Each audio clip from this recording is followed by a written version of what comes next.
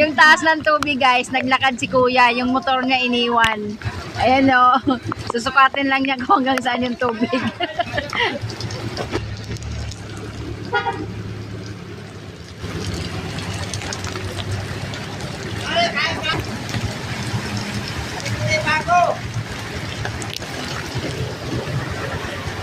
Doon sa palengke, malalim po eh. Kasi doon pa sa palengke, di ba?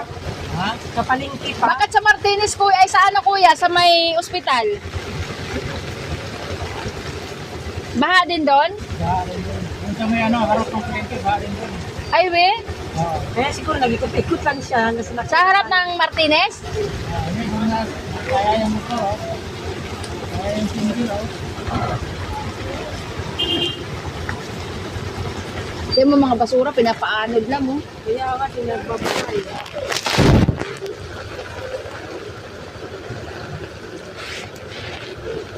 Kailangan dito sa sabi, malakas na dapat yung ano. Ay! Paano yung motor mo? Very good. Kunyay.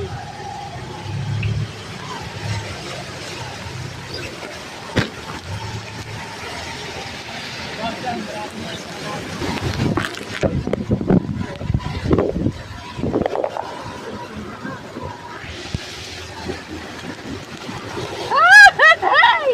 Pumasok na sa puday. Pumasok na sa puday.